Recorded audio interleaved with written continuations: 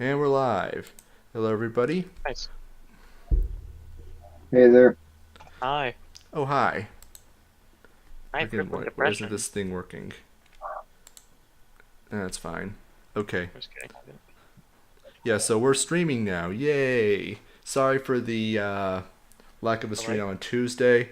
I was putting everything I had into editing the video that launched on, was it yesterday or Yeah, Wednesday? it was yesterday.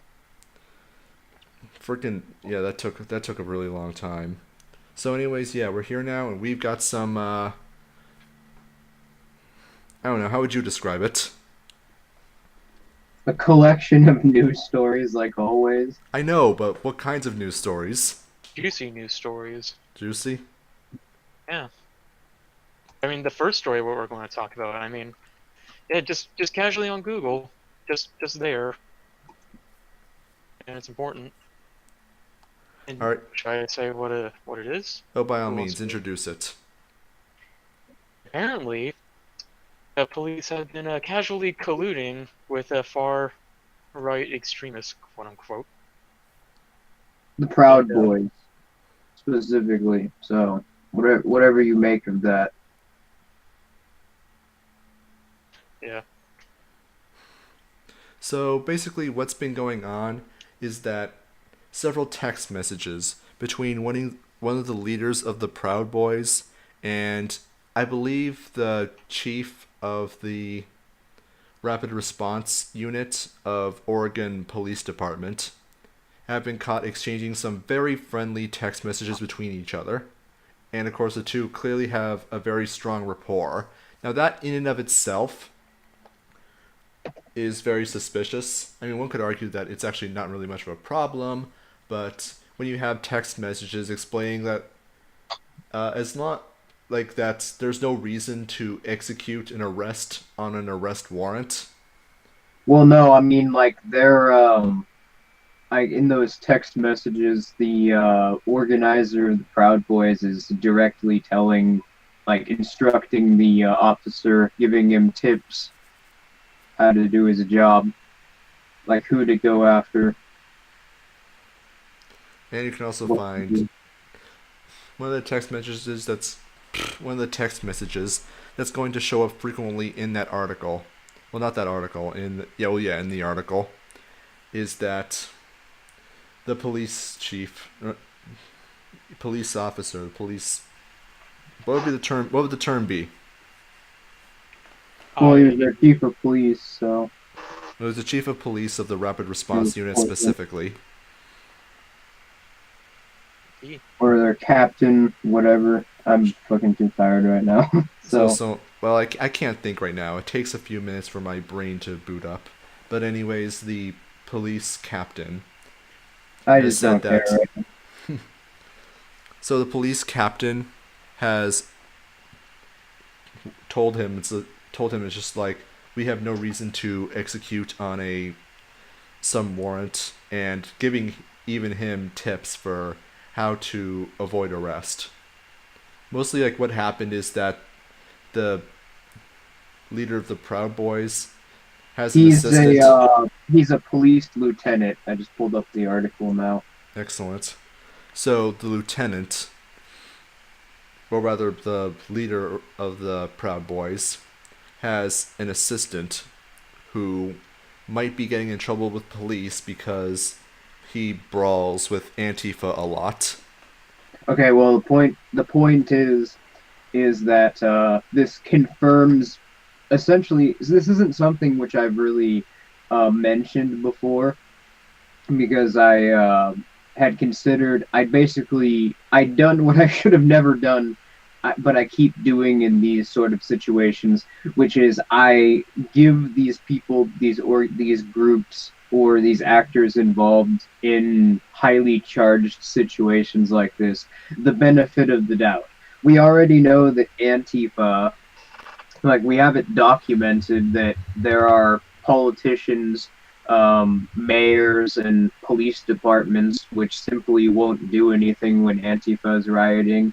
And on top of that, you have an interesting story, which was on the Corbett report, that there are police officers working within Antifa, and there are also police officers posing as Antifa, and then there are Antifa in Germany, and I think there was one recently in Canada where they're being bussed around to certain events, like Black Bloc organizers are being bussed around in government vehicles.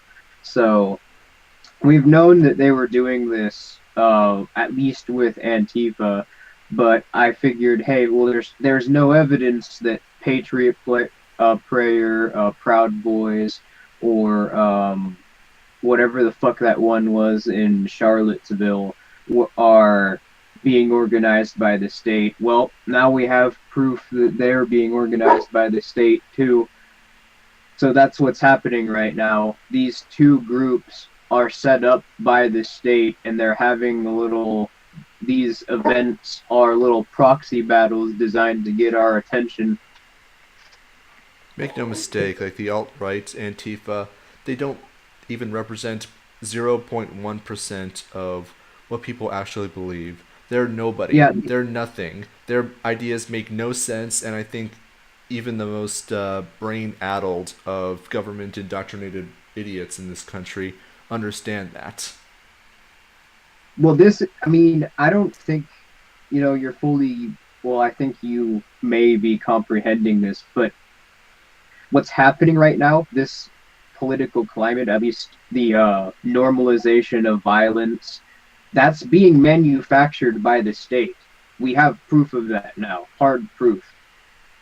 Because both sides, the so-called far-right demonstrators and Antifa, are being organized and are being constructed by the state, and the media is picking up on this, which is also controlled by the state, and they are turning around and saying, oh, look at how violent political culture is. We just need to come back to the political system. We need to come together, and we need just to what do they say about it again? Just vote. Why are we so divided? That's it.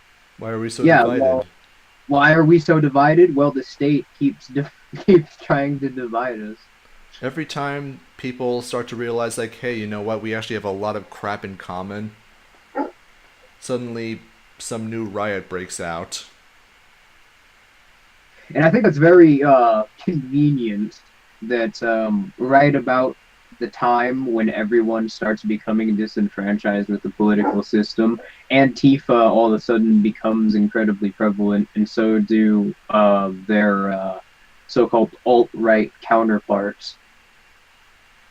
And also, isn't it very interesting how I'm just, now that I've seen this, there's a lot of stuff that I noticed before that now has new context. Like, have you noticed how, despite having completely different ideologies, philosophical backgrounds, and approaches to what they're doing, the Proud Boys and Antifa, well, like, don't get me wrong, they're both authoritarian collectivist groups, but Antifa was trying to act based on propaganda of the deed.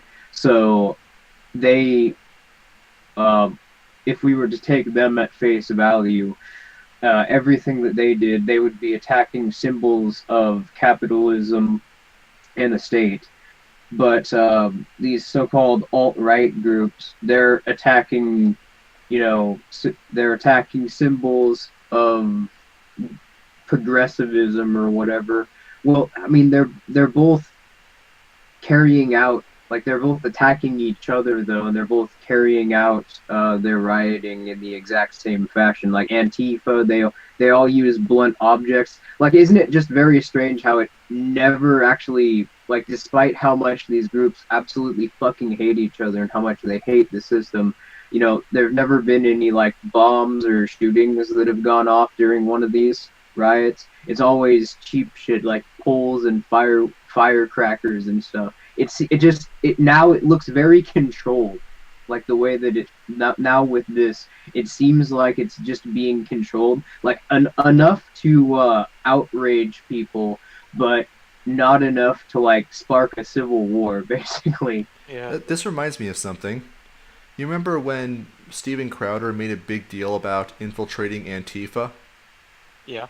Yeah. I remember that. Well, you remember what he supposedly found in Antifa? People talking about how they're stockpiling weapons, like Yeah. AK-47s, shotguns, and that sort of thing. Yeah, I remember that. Where are they? Oh no. I mean, like, this is. They didn't I want can't imagine that Steven Crowder single handedly took down Antifa's arsenal of weapons that they've been stockpiling over several months or several Well, years. to be fair, they could have just been full of shit. That's where I'm getting at. I think that that whole thing might have just been a setup for the sole purpose of getting people scared of Antifa, even But though that's the other thing. Yeah, you see pictures of these people from these groups carrying guns all the time. Like in the media, you see uh, those guys wearing those red communist hammer and sickle bandanas, carrying AR-15s, or they have a pistol inside of one of those plastic grips to make it look like an assault rifle. yeah. But yeah, they when the actual rioting happens, you never see any guns. There's never anybody with any guns there. I think that the Yeah. whole sole purpose of having Antifa with weapons is to be caught. The only reason that they quote unquote To scare people. stockpiled the AK-47s and the shotguns is to be caught by Steven Crowder for talking about it. Yeah, it's basically both of these groups are propaganda constructs. I mean, let's just call it right here for what it is. Yeah. I mean, Yes. I don't really know what more there is to add on to it other than recalling past things that we've noticed about them. But that's just going to take some time to think about it because there's a lot of stuff to go over there. But yeah, we'll be definitely digging around because I don't know. This sounds like a good topic for a video to me. I don't know about you guys. Oh no, it Well, is. we'll have to like really dig around because so much stuff has happened. So many things have been said by people who consider themselves leaders that are really changed, that really have their context completely changed. I mean, I'm going to go so far as to say that Richard Spencer is, well, evil. Not just in the sense that he's a fascist, but in the sense that I think that someone who who unironically follows the religion of statism, like actually, consciously is aware that statism is a religion but worships it anyway. I think he is going full on. I think he's completely and consciously working with the state to do this. I Oh think he's yeah, probably like a he CIA asset. definitely. Have you noticed how he basically nobody actually likes Richard Spencer, even actual alt-right fascist ethno-nationalists, the whatever group, even they don't like Richard Spencer. The only people who seem to be following Richard Spencer around are the media, essentially. Now, Yeah. isn't it strange how somebody who, you know, the, the way Spencer looks at things is, yeah, the entire media. I mean, to an extent, he's kind of right. Like the media does pick political targets, but he's definitely not one of them because he's gotten so much coverage from them.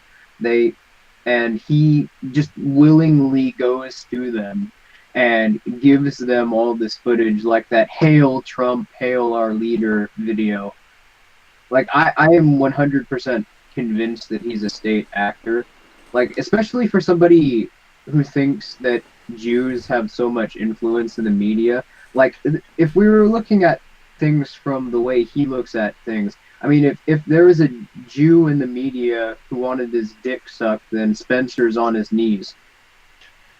Like that seems very counterproductive to the messages which he is preaching. Well, he's got a problem with the Jews in the media, but he seems to have no problem with the Jews who not only currently control the government, but will control any government that he attempts to create. That's Yeah, just inevitable.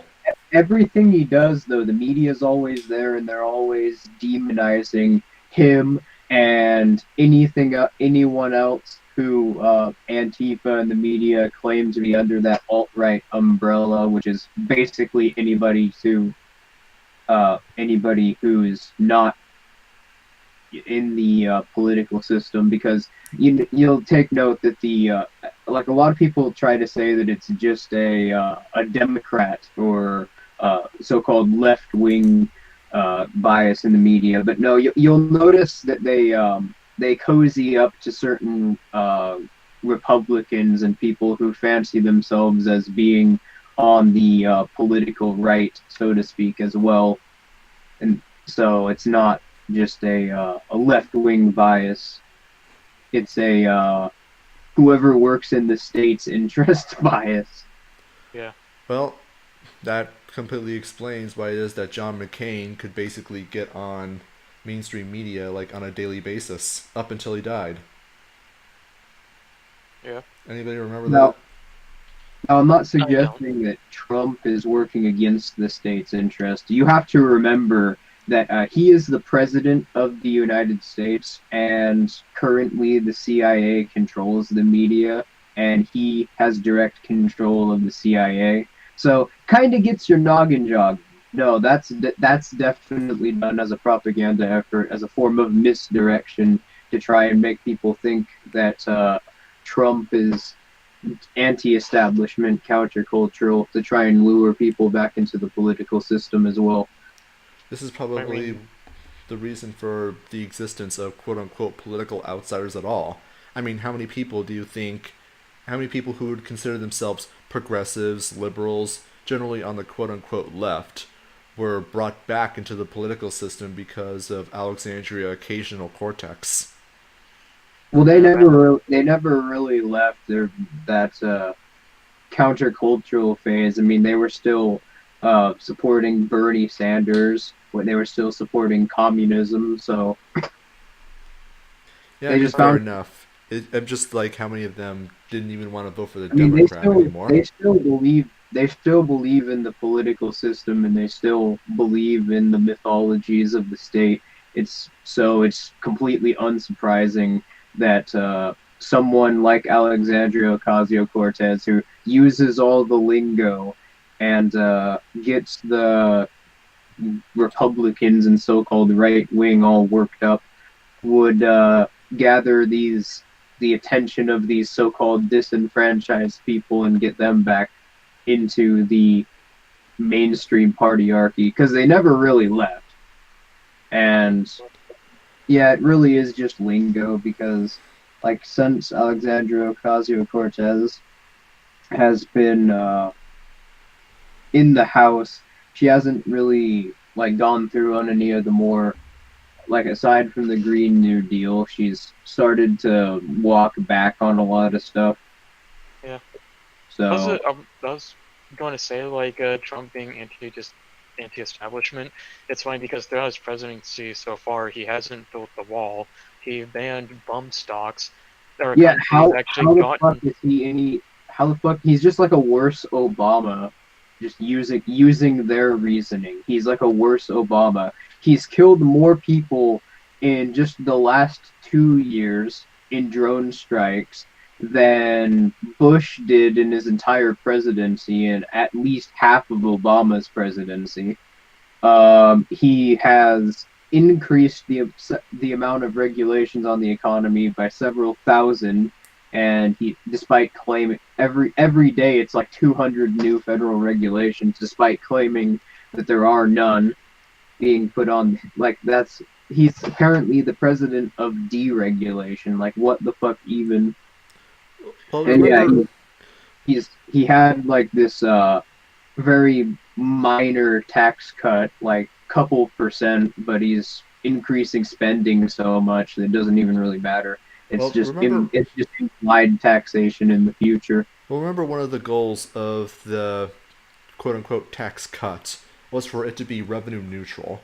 Now, it goes without saying that if you're following the Laffer curve, then any tax cut to from the current percentage down to 10% can only result in increased revenue. But because that's not being taken into account, revenue neutrality, means that you have in exchange for every $1 in tax cuts, you have to increase taxes somewhere else.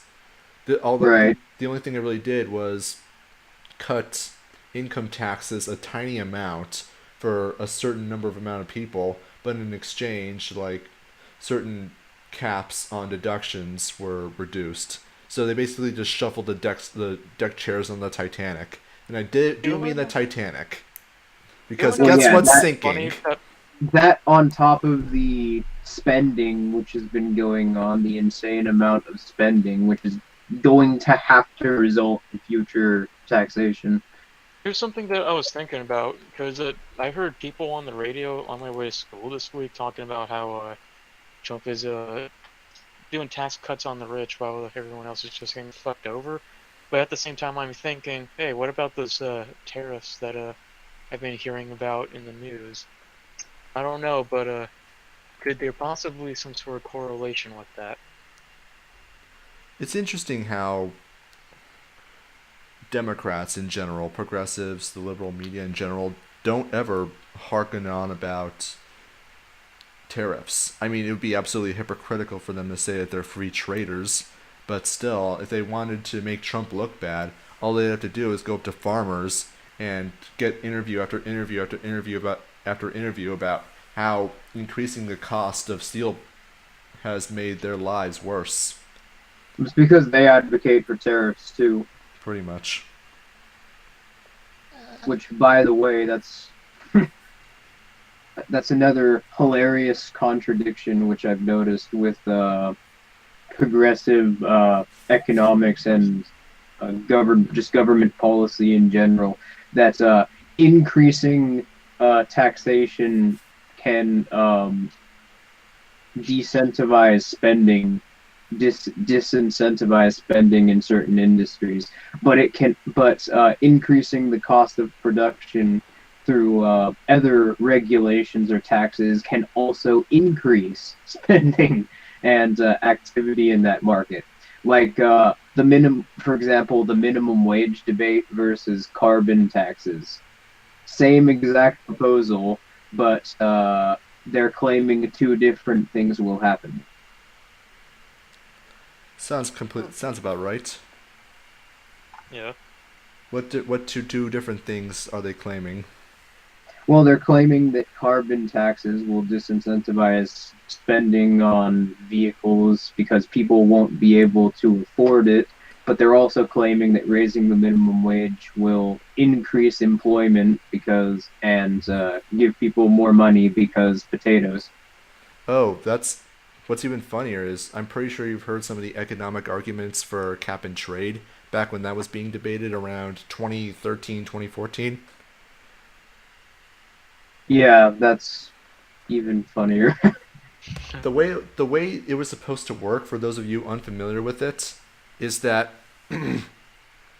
you would you as an industry would be able to produce a certain amount of goods and services, and then you would have to buy the privilege from the federal government to be able to produce more. Now I say production because their propaganda is going to say like emissions, but emissions are a byproduct of production and are literally like one to one correlated, so I'm going to say production. So you buy the privilege from the federal government to be able to produce more. And you can then trade this privilege, this worthless piece of paper, in between other industries. And the idea is to create a whole new industry where people are going to trade and exchange and buy and sell the privilege from the federal government to be able to produce more goods and services.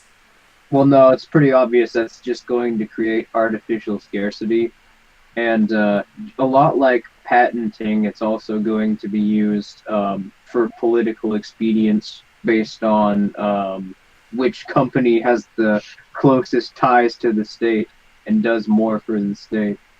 I mean, at this point, like cap and trade is literally going to give the federal government the ability to the dictate what how much a company can produce. Is can you really say that they don't have dominion over that company at that point? That they can say, "Oh, you're only allowed to produce X amount of goods this month." it's absolutely totalitarian. And I remember seeing ads on TV about how capping emissions is going to somehow improve the economy because, trade is going to take place, even though, as you said, artificial scarcity. Yeah. Well, I mean, at the point where they're directing companies and they're directing what they can and can't produce and how much or how little. I mean, at that point, it would be very hard to differentiate between what we have currently and a centrally planned economy.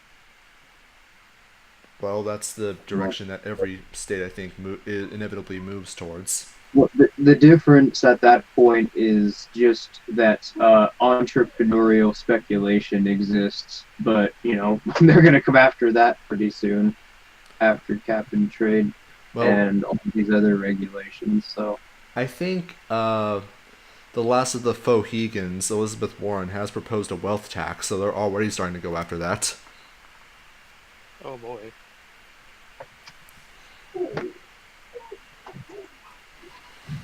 I mean, that'll be tremendously fun. Yeah. Large reason but that you have propaganda like that. What was the propaganda piece that Warren Buffett pays less, has a lesser tax rate than his secretary? yeah, that was pretty That's much it. that was the propaganda there is that, oh no, look how unfair it is. But in reality, like, the secretary pays income taxes, Warren Buffett pays capital gains taxes. They're going to be different. That's just So how it works. speaking of so I guess we'll just move on to the next topic. But speaking of these regulations or which will increase the cost of production, particularly minimum wage.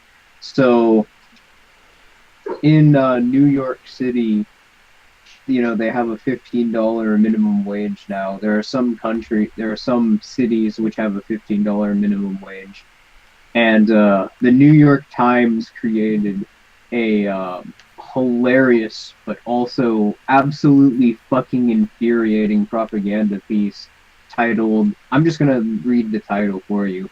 After winning a $15 minimum wage, fast food workers now battle unfair firings. Gee, all those Huh. two events might be connected. No, no, no, no, no, no, no, no. That's not possible. I mean, Yeah, didn't they're you just see not my? going to admit they're wrong, are they?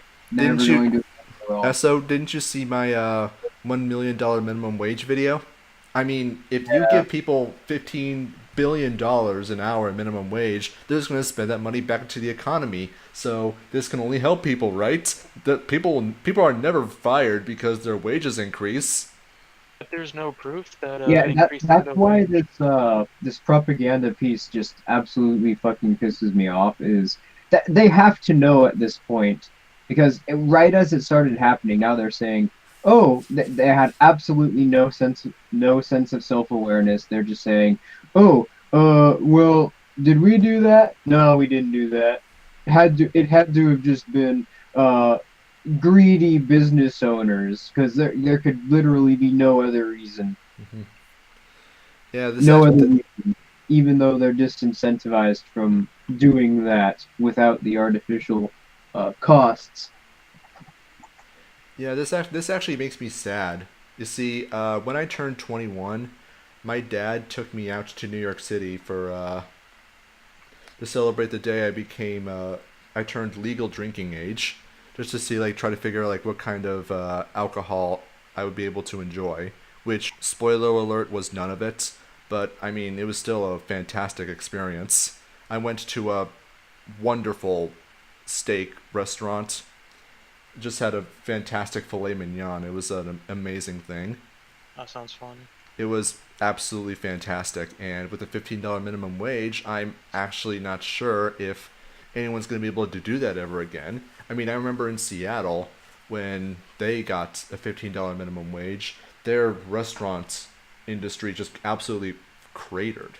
I don't think there's going to be steak restaurants in New York City, at least not as many as there were. Yeah. So In this, Seattle, it costs like $12 for Subway. just to put into perspective how bad It's it is there. what? $12 just for the Subway? Like Like a just everything? sandwich. Just the sandwich? Yeah. What? What? Dude, the other day I went to Subway and for 2 meals with chips and drinks, it was $16. Like holy shit, that's like something I would see in my like college cafeteria. I went That's to the bad. I went to the grocery store the other day, bought a bunch of stuff. It all cost together $12. Well, I mean, maybe if we knew what you bought, that would that would mean something. But It For kind of for all I did, we but went know, to the store and bought some stuff. Doesn't really tell me for anything. for all that's we know, you true. could But have bought still, you could have bought 12 Hot Wheel cars for all we know.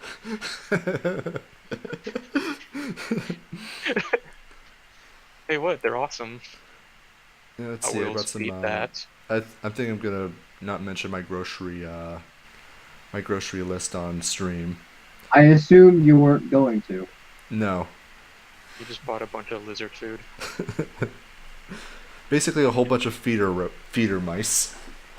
In a wheel. Oh wait, no, that's for hamsters. Never mind. I'm not a hamster, not yet. I have no idea why I thought that. Filthy Uh, Heretic is a secret hamster conspiracy theory. Get on that, guys. Get on it. I'm not saying I'm not a mole person, but I'm not a mole person. I'm not saying. I'm just saying. Yeah. So back to New York City. What's going on there, especially with like the absolute collapse of their restaurant industry or their inevitable collapse? Yeah. Well, it's absolutely hilarious. I think at this point, like the New York Times is just like daring people to just like, we think you're too stupid to be able to make this connection, so we're just gonna spill it out to you and see what happens. Which I mean, if you're reading the New York Times, you probably are too stupid to make that connection. But nevertheless, I mean, they're basically proving that, yeah, it's all nonsense. I mean, I don't know what else to say about it besides that. I wonder how much that factored into the decision-making process of Amazon deciding not to build a new headquarters in New York City. You guys heard about that? Yeah, you were mentioning it earlier, but I think I heard something about that a couple days ago. Fucking shit. Yeah, so I remember Well, making this. when you're constantly putting zoning laws and more regulations, which just make it impossibly expensive to function in New York in a certain area, it's completely unsurprising that you start experiencing some capital flight. Yeah, I remember where I used to live. There was like one major facility from an unspecified big company. I'm not gonna say which company because that'll basically dox me, or at least it would have doxed me if I didn't live there anymore. But That's it's a right. big company you would have definitely heard of. And when they left, they just up and left the town. Like thousands of people lost their jobs. The town is basically dead at this point. Yeah, I'm But sorry if I said what I just said. I just saw a fucking huge bug in my room and I thought it was like some like Black Widow or something. Mute yourself next time. What the hell am I supposed to do when I see a sun bug? Like, do I just Mute think, yourself. oh, turn off my? I won't worry about getting the fuck away first, but okay. yeah. So I remember making a video I think over a year ago about how Amazon is trying to build a second headquarters for some reason, but apparently their need for a second headquarters isn't great enough to use their own money, so instead they're trying to get bids from several city and state governments to have a facility built in their locality. And the amounts that these cities are promising are fairly outrageous in terms of like hundreds of millions of dollars. Now, these aren't direct subsidies, by the way. These are tax rebates. Now, it goes without saying that taxation is theft, and all the money that Amazon is not paying in taxes is, well, generally a good thing. It does give them a significant competitive advantage, especially in regards to other companies in other cities, and even Well, inside that city. some of them actually are direct subsidies. Well, the one in New Hampshire. Pretty sure. yeah, you might want to look that up real quick. But it's interesting that they chose to finally settle down in New York City. And then what happened, allegedly, is that Alexandria Occasional-Cortex, you know who, decided to whip up some of the community agitators into getting mass protests to get Amazon to not build in their city. I mean, her reasoning behind it is that Amazon abuses their workers, which, I mean, I'm pretty sure you've all seen the stories of people who work for Amazon being in terrible working conditions, being abused, being forced to work overtime and on holidays. But apparently that was just enough that they decided that no, they don't want an Amazon headquarters in their city. No. Yeah. In Virginia, New York, and Tennessee, they've been directly subsidized through spending bills. Okay then. So Go Yeah, figure. I mean, and apparently according to the article where this is from, yeah, I get that. hmm It's very fucking frustrating how the media tries to conflate tax cuts with tax subsidies because they have two entirely different effects on the economy, and plus it sort of implies that the money belongs to the state in the first place. well, let's listen to all arguments against tax cuts. They'll often make very totalitarian arguments that all tax cuts are costs to the government.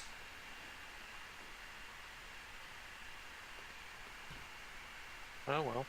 Well, I mean, I think we can figure out what their initial decision making process was for going to New York City because the argument where this is sourced from said that apparently this was a $3 billion deal, which I mean, that's a lot of money.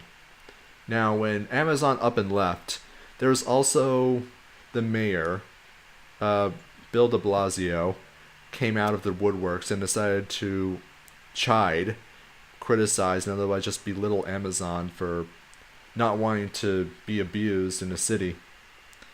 The regulations I created have driven Amazon out of New York, and now I'm gonna blame the free market for it somehow. But what he said was that Bezos and Amazon, they're the 1%. Fucking They don't course. they don't care about New Yorkers. They're just the 1%. They're greedy capitalists who only care about profits. Even though they need consumers to profit. Well, not if they weren't corporatists, that would be the case. And Bill de Blasio is an absolute imbecile and a hypocrite. I mean, being in the 1% is not that difficult if you're making six figures, which, let's be honest, de Blasio is. He is the 1%, dumbass. Well, not only is he the 1%, but he's a politician Which makes him actually even in worse. New York City, no less. I Yeah, mean, so He actually wields political power, whereas a rich person doesn't. now we're not fans of Amazon by any means. They're a corporatist entity that's largely subsidized by the state and continues to exist because of the state.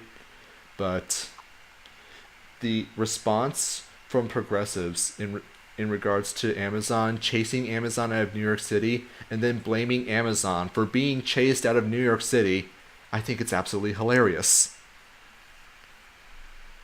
Well, I mean, to give Bill de Blasio one thing, he has some pretty good political advisors because, yeah, he's one of the few partyarchy politicians who's basically hitting all the right notes, at least within the Democratic Party, to try and get that socialist base on his side. Like his political advisors have done their research. on what sort of stuff sells to those people. I'm not saying it's a good thing or a bad thing. I'm just saying he's an interesting case. Hmm. But yeah, we're I talking want about capital flight. I mean, here I wouldn't even call it capital flight because they didn't even settle down in the first place. They just decided, like, yeah, you know what, we're not gonna deal with this crap. Now, where Amazon goes and decides to settle down, I don't know. But the reason that cities and states are so keen on having Amazon is one, because of the prestige that having an Amazon headquarters in their locality brings, and two, because it'll provide jobs, which under the Keynesian modernist economics will create more consumers, thus artificially increasing demand, thus stimulating their economy, blah blah blah blah blah blah. The same kind of nonsense that causes countries to compete with each other over who gets to be bankrupted by the Olympic Committee for building a stadium that will never be used again. yeah. Am I wrong here? No. I mean, I don't know what Or the effect of a new Amazon headquarters will be. I haven't seen any case studies of. I mean, it's not unique to Amazon. You have Apple also being bid over to have data centers built in certain places. I think there was like a $350 million mega deal to have a Apple data center built in Washington State. I think it was. I don't know what the effect of what effect that had on the economy, but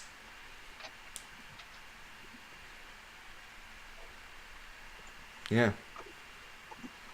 So I think we should move on to the next topic. sure. So which one is it? The Activision one? Should I do that? Yeah, do the Activision one. So Yeah, this week, somebody. I was looking in the chat and somebody pointed to a video uploaded by the Radical Reviewer, somebody who has been on the back burner for a while here. But he apparently uploaded a video called "Capitalism Violates the NAP." what? I'm glad I waited because yeah, I haven't even seen this and I'm just gonna fucking trash the video. Sounds like fun. Well, I mean, the problem is that, well, which definition of capitalism are you using? As you pointed out, capitalism I'm is a gonna political mention term. that. Yeah, I'm going to mention that. Hmm.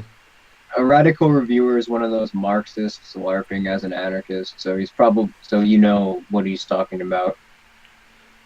I'm going to assume that he doesn't even understand his own definition of capitalism, that he's going to contradict it several times, and that he doesn't understand the NAP either. Which, I mean, the Well, NAP none of them is do. so unbelievably simple to figure out that it's going to be a question of how did you pull this off? I haven't seen the Well, I video mean, yet, but I think I've seen enough of them that I can kind of figure out what they're saying. This is why I made that video before about why Marxists are so boring. They say the same damn things over and over again. You already know I, what they're gonna do before they do it. I mean, they don't even understand their own ideology. I mean, you can have an easier time convincing me of Marxism than Marxists themselves. Actually, I could because my understanding of the ideas is more coherent than theirs. Yeah. So anyway, the story.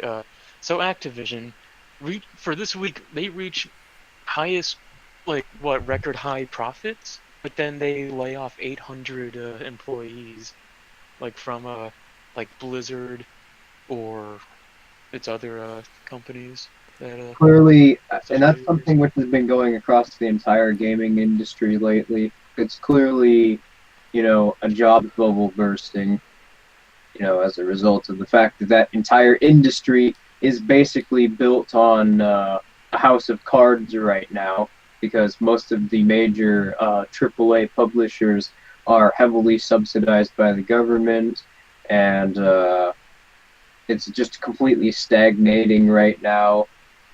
There are no real like there are new titles, but they're all basically the same game right now with a couple differences. Well, this is why I encourage people to when people say the gaming industry is dead, they're only looking at AAA, whereas you look at indie developers like the greatest games of all time that no one has ever heard of are being released right now. I mean, even like right now, there are new games coming out. Like today, like Anthem just hit early access Origin. And yeah, I've sort of been working on a side project. There's this old MMO which shut down a couple of years ago called Windslayer. Can't imagine someone watching would be familiar with it because even when it was running, it wasn't that popular because it was terribly mismanaged. Well, I'm trying to bring it online again and put it on Steam, and I think at this I was going to just create a private server for it. But at this point, I'm actually looking to try and buy the rights to the game Ah, and all the files and everything that exist for it. But yeah, it's really the response from these pseudo intellectual media reviewers like Jim Sterling and Yang Yi are, oh well, this is a result of that people are just being laid off to profit. These companies are making blatantly unprofitable decisions just for profit, which yeah, I think even a retard could see the problem with that logic. has anyone asked the question why these 800 people were laid off? No, but it has to do with businesses, so it can only be a result of rich people being assholes because they're rich people. I mean, I just realized something. Do Marxists think that employment is charity? Uh, They I don't know. clearly don't. They clearly don't think of the labor market as a market, as evidenced by how they describe someone being a wage laborer, like a class that you're born into. I've Which that's actually I've actually tried to describe labor as a commodity, as something with supply and demand, and somehow I'm the bad guy because I've reduced something as noble and virtuous as labor to something that can be quantified by supply and demand. well, But whether you like it or not, there are people who are willing to sell their labor, and there are people who are willing to buy it. So that is an industry. here's something that I was pointing out like on Twitter like the other day, and it's how. Hold on.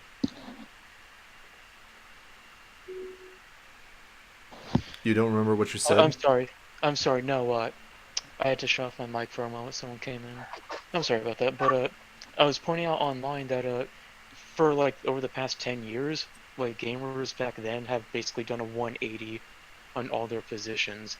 Like the government shouldn't be getting involved in the industry, like the violent shooting or like the shootings in violent video games, or how kids can play M-rated games, or that we should spend less on Which is marketing something that materials. I've also been trying to point out that yeah, every I've noticed like in 2012 the I saw a bunch of these reviewing content creators trying to stop SOPA and PIPA, and there were a bunch of different movements like that, but now it's completely different. I mean, nowadays, if SOPA and PIPA were proposed, they'd probably support it. People like Jim Sterling would. Yeah, I just find them all a bunch of hypocrites because like these people will change their positions just on the dime. Like I mean, Yeah, I haven't really gone into that area of commentary like the leafiest years, but I find all of them like I wouldn't argue that they're government chills. There's no evidence of that, but I think that they're all a bunch of absolutely corrupted, disgusting sellouts who will sell their beliefs down the river for whatever is popular at the moment or whatever they think would be the most popular with their demographic, and they're not even remotely consistent. And now that this has got them siding with tyranny, I'm sorry, exactly actually, what would kill the fucking industry, which they claim to care so much about. they're honestly almost as disgusting, maybe even more disgusting than status chills, because at least status chills, they're going into what they're doing, uh, knowing that whatever they're doing, they're working in the interests of the state. But these people, they claim to care about games, and to some extent, they might care about games. And they're destroying everything just for their own fucking asses, I for mean, their these own are the fucking bottom lines. like. I mean, these people are like. If you talk to them about intellectual property and how that's such a bad influence on games, like it's probably the reason why the industry sucks because of how much power these companies have. I mean, like a couple months ago, we talked about how Nintendo sued a family for 10, 11 million dollars for like a couple selling ROMs. I mean, shit. I mean, like no one will bat an eye about that, but then something like this happens, they just like lose their shit, and it really just makes you wonder. It's because they're not thinking about their beliefs. Yeah, they're just a bunch of gamers. That's probably what they're trying to do. I mean, I'm going to go out on a limb. I'm going to make the mistake of giving them the benefit of the doubt and just say that this is just an inevitable result of specialization. The kind of research and insight it takes to realize like what's really going on is something that maybe you and I are going to find because that's where we're kind of specialized at.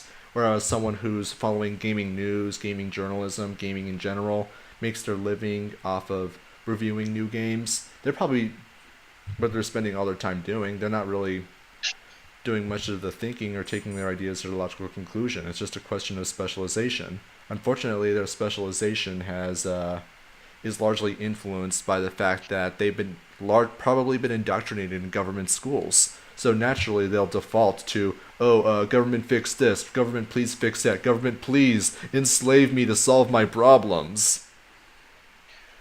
Well, it's 9 now. Should we start wrapping up? I gotta go anyway.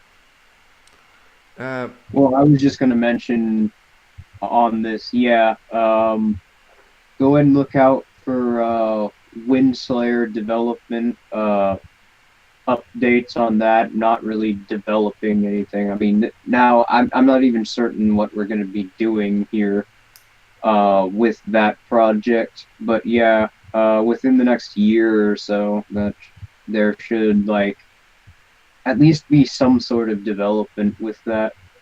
all right. It's it was one of those games which was made in like the mid to late 2000s to compete with MapleStory, which was really popular at the time. But it had like just the smoothest controls. There's no other MMO on the market right now. It for competitive gaming, but Twitch didn't really exist at the time, and YouTube was a lot smaller. So that's the reason why there's only a handful of videos that you can find on YouTube if you search it up.